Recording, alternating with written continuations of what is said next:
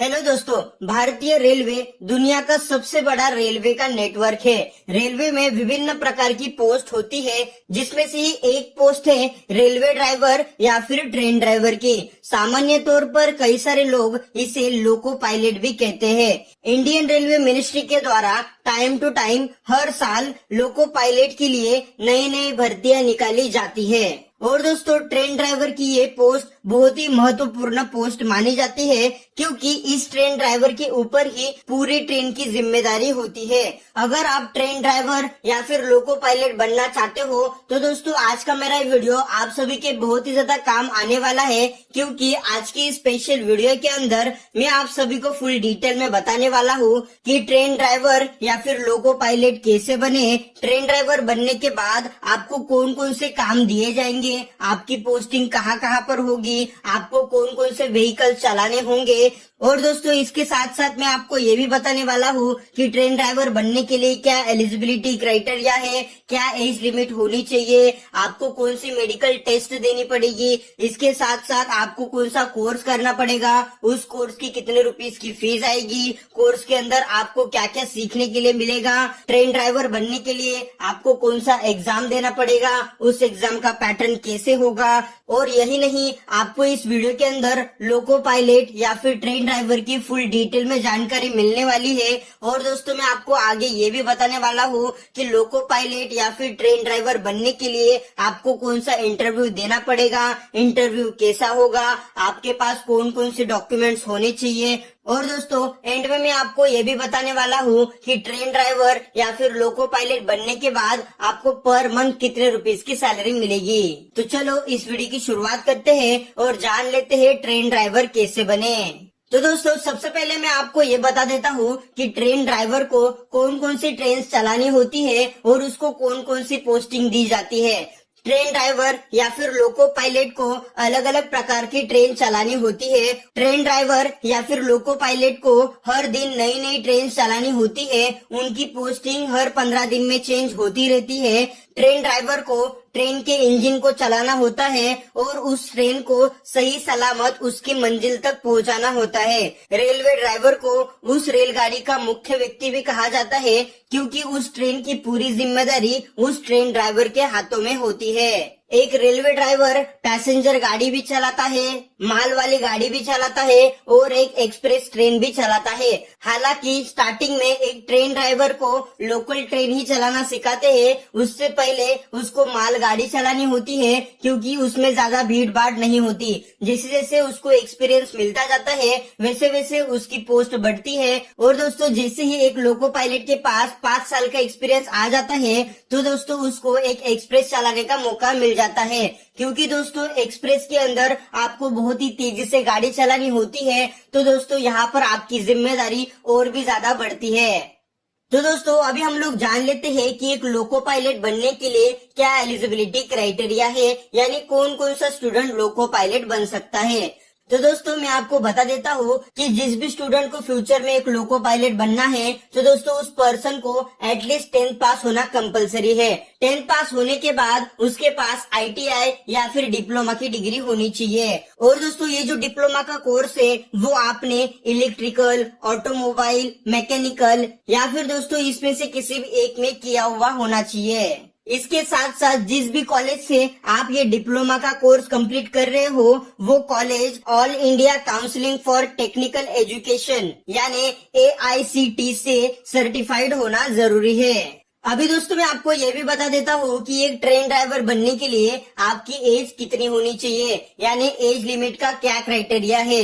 तो दोस्तों, मैं आपको बता देता हूँ कि ट्रेन ड्राइवर या फिर लोको पायलट बनने के लिए स्टूडेंट के कास्ट के कैटेगरी वाइज एज लिमिट को अलग अलग रखा गया है। जैसे कि ओपन कैटेगरी को 18 से 28 साल की एज लिमिट दी गई है। और दोस्तों, वही जो भी अनुसूचित जाति में आता है उन स्टूडेंट्स को 18 साल से 33 साल की एज लिमिट रखी गई है। और दोस्तों, अगर हम लोग मेडिकल टेस्ट की बात करें तो दोस्तों एक ट्रेन ड्राइवर बनने के लिए हाइट का कोई भी क्राइटेरिया नहीं है, लेकिन दोस्तों आपका जो भी वजन है वो आपके हाइट के अनुसार बराबर होना चाहिए। और दोस्तों, एक ट्रेन ड्राइवर बनने के लिए आपके आंखों का विजन प्रॉपर होना चाहिए। मतलब आपको आंखों से जुड़ी कोई भी परेशानी या फिर कोई भी गंभीर बीमारी नहीं होनी चाहिए और आपके आई का विजन 6/6 होना चाहिए। तो ही दोस्तों आप फ्यूचर में एक लोको पायलट बन सकते हो। तो दोस्तों ये सब रिक्वायरमेंट होती है एक लोको पायलट बनने के लिए। अगर दोस्तों आप इन सारे रिक्वायरमेंट्स को फुलफिल करते हो तो दोस्तों आप एक रेलवे ड्राइवर बनने के लिए तैयार हो। तो दोस्तों चलो अभी हम लोग जान लेते हैं कि एक लोको पायलट बनने के लिए क्या एजुकेशन लेना पड़ेगा, कौन सा कोर्स करना पड़ेगा, कौन सी एग्जाम देनी पड़ेगी एंड उस कोर्स की कितने रुपीस की फीस आएगी। अगर दोस्तों हम लोग कोर्स की बात करें तो दोस्तों एक लोको पायलट बनने के लिए आपके सामने 4 से 5 तरीके निकल के आ जाते हैं। एक तो दोस्तों आप ITI कर सकते हो, या फिर दोस्तों आप डिप्लोमा का कोर्स कर सकते हो, या फिर दोस्तों आप एक इंजीनियरिंग का कोर्स कर सकते हो, या फिर दोस्तों आप अपना ग्रेजुएशन कंप्लीट करने के बाद लोको पायलट के लिए भी अप्लाई कर सकते हो। तो दोस्तों इनमें से फर्स्ट है ITI। तो दोस्तों आपको अपना ITI इलेक्ट्रिकल में, ऑटोमोबाइल में या फिर मैकेनिकल में करना होगा। इसके बाद अगर आप डिप्लोमा कोर्स करने के बारे में सोच रहे हो तो दोस्तों आपको डिप्लोमा इन इलेक्ट्रिकल या फिर डिप्लोमा इन ऑटोमोबाइल या फिर दोस्तों आपको डिप्लोमा इन मैकेनिकल इंजीनियरिंग करना पड़ेगा।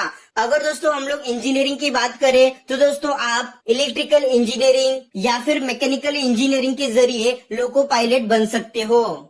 और रही बात ग्रेजुएट स्टूडेंट की, अगर दोस्तों आपने अपना ग्रेजुएशन कंप्लीट कर लिया है और उसके बाद आपका मन लोको पायलट बनने का कर रहा है तो भी दोस्तों आप लोको पायलट बनने के लिए एलिजिबल हो। आपको बस अपने ग्रेजुएशन के बाद 2 इयर्स का पोस्ट ग्रेजुएशन डिप्लोमा करना पड़ेगा।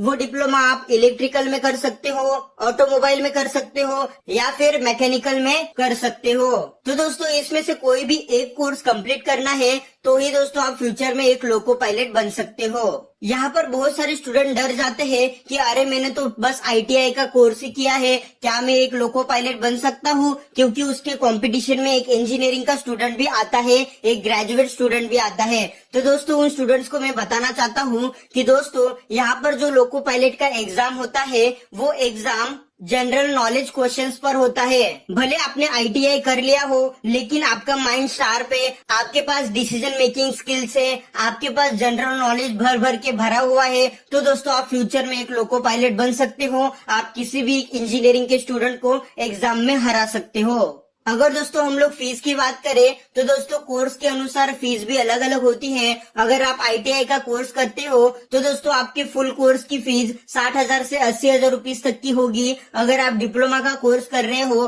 तो दोस्तों आपके डिप्लोमा के फुल कोर्स की फीस 1 लाख से 1.5 लाख रुपीज की होगी। और दोस्तों पूरे इंजीनियरिंग की जो फीस होती है वो 4 से 5 लाख रुपीज की होगी। अगर हम लोग डिग्री कोर्स की बात करें तो दोस्तों डिग्री कोर्स 20,000 रुपए से लेके 50,000 रुपए के अंदर हो जाता है। अभी दोस्तों मैं आपको बता देता हूँ कि ट्रेन ड्राइवर बनने के लिए आपको कौन सी एग्जाम देनी पड़ेगी, उस एग्जाम का पैटर्न कैसे होगा और एग्जाम के लिए आपको क्या क्या सब्जेक्ट्स पढ़ने पड़ेंगे, यानी आपका सिलेबस क्या होगा। तो सिलेबस में आपके पास नंबर सिस्टम का नॉलेज होना चाहिए, BODMAS का जो भी फॉर्मूला है उसका नॉलेज होना चाहिए, उसको कैसे अप्लाई करते हैं इसके बारे में पता होना चाहिए। आपके पास डेसिमल्स का नॉलेज होना चाहिए, आपको एलिमेंट्री स्टैटिस्टिक्स का नॉलेज होना चाहिए, स्क्वायर रूट आपको निकालना आना चाहिए, आपको एज कैलकुलेशन करना आना चाहिए, आपको कैलेंडर एंड क्लॉक के बारे में फुल डिटेल में जानकारी होनी चाहिए, आपके पास पाइप एंड कटर का भी नॉलेज होना चाहिए, आपको फ्रिक्शंस का भी नॉलेज होना चाहिए, क्योंकि इन सभी टॉपिक्स पर आपको आगे क्वेश्चन पूछे जा सकते हैं। तो दोस्तों इसके साथ साथ आपके पास LCM, HCF, time and distance, simples and compound interest, profit and loss, algebra, geometry and trigonometry, measurements, weight and density, work power and energy, speed and velocity, coding and decoding, mathematical operations etcetera जैसे कई सारी चीजों का आपके पास knowledge होना चाहिए। तो दोस्तों यहाँ पर जितने भी मैंने पॉइंट्स मेंशन किए हैं इन सभी पॉइंट्स का आपके पास डीप नॉलेज होना चाहिए और दोस्तों इसके साथ आपके पास जनरल नॉलेज भी होना चाहिए। तो ही दोस्तों आप फ्यूचर में जो भी एग्जाम है उस एग्जाम में अच्छे मार्क्स से पास आउट हो सकते हो। तो अभी दोस्तों मैं आपको एग्जाम पैटर्न के बारे में बता देता हूँ। तो दोस्तों एक ट्रेन ड्राइवर बनने के लिए जो आपको एग्जाम देना होता है वो एग्जाम 120 मार्क्स का होता है। जिसके अंदर 20 मार्क्स के आपको मैथमेटिकल क्वेश्चंस पूछे जाते हैं, 30 मार्क्स के क्वेश्चन आपको सामान्य विज्ञान पर पूछे जाते हैं, 30 मार्क्स के क्वेश्चन आपको टेक्नोलॉजी के ऊपर पूछे जाते हैं, 5 मार्क्स के जो भी क्वेश्चंस होते हैं वो आपको सामान्य नॉलेज के ऊपर पूछे जाते हैं, 10 मार्क्स के जो क्वेश्चंस होते हैं वो आपके तर्क और कौशल्य पर पूछे जाते हैं, और दोस्तों लास्ट में जो 25 मार्क्स के क्वेश्चंस होते हैं वो क्वेश्चंस आपको सामान्य जागरूकता के ऊपर पूछे जाते हैं। तो दोस्तों इस तरीके से एक ट्रेन ड्राइवर बनने के लिए एग्जाम का पैटर्न होता है। ये जो दोस्तों ऊपर की एग्जाम थी वो लिखी एग्जाम थी। इसके बाद दोस्तों आपको एक कंप्यूटर की एग्जाम देनी होती है जिसके अंदर आपको मल्टीपल चॉइस क्वेश्चन पूछे जाते हैं, जिसके अंदर आपको टोटल 250 मार्क्स के क्वेश्चन पूछे जाते हैं, और ये पेपर सॉल्व करने के लिए आपको अराउंड 2.5 घंटे का टाइम दिया जाता है। और दोस्तों इस एग्जाम के अंदर नेगेटिव मार्किंग होती है। अगर दोस्तों आपने लिखे हुए क्वेश्चन में अगर कोई क्वेश्चन रॉन्ग निकला तो दोस्तों आपने जितने भी अंक प्राप्त किए हैं उसमें से 0.20 मार्क्स कम हो जाएंगे। और दोस्तों ये जो कंप्यूटर की एग्जाम होती है ये साइकोलॉजिकल टेस्ट पर होती है। यहाँ पर आपकी साइकोलॉजिकल माइंड को टेस्ट किया जाता है। तो दोस्तों इसी एग्जाम के ऊपर आपका आगे सिलेक्शन होने वाला है। तो दोस्तों आप इस एग्जाम को अच्छी तरीके से क्वालिफाइड करने का प्रयास करो। इस एग्जाम को पास करने के बाद आपको मेडिकल टेस्ट देना होता है। आपके शरीर की पूरी तरीके से जांच करी जाती है और देखा जाता है कि आप किसी गंभीर बीमारी से पीड़ित तो नहीं हो, आपकी आंखों का विजन सही है कि नहीं, और दोस्तों अदर चीजों की भी जांच करी जाती है।